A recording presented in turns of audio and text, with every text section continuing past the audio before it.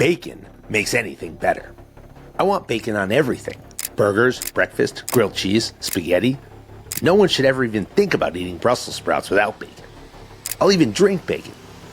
Adding bacon is almost always the right answer. But just like how adding bacon to a salad makes it taste better, it's still bad for you, creates confusion, and disregards the whole point of the salad in the first place. It's been 2 years since Russia invaded Ukraine. 31,000 Ukrainian troops have been killed. Estimates put the Russian death toll around 80,000. Over 10,000 civilians have lost their lives. The US has committed over $74 billion to Ukraine, ranging from direct military support to training, humanitarian aid, and financial assistance. This number doesn't even include the support we've given to NATO and our other allies also supporting Ukraine.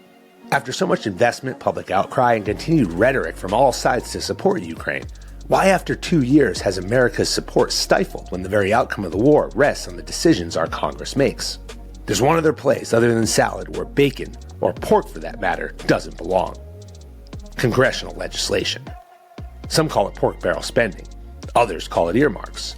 In its truest form, these terms normally refer to local legislation packed into big spending bills. Adding bacon or pork to legislation creates complexity, unnecessary negotiation, and clouds the entire purpose of the original legislation in the first place. The same happens when we try to solve too many expensive and divisive issues with one swing of the gavel. The current Ukrainian aid package that's stalled in the House is $60 billion of a $95 billion bill that includes not only money for Ukraine, but support for Israel, Gaza, the West Bank, Taiwan, and a completely separate measure to combat groups bringing fentanyl into the U.S. The bill's critics are holding out because it fails to contain funding to strengthen the U.S. southern border to stem the unprecedented invasion.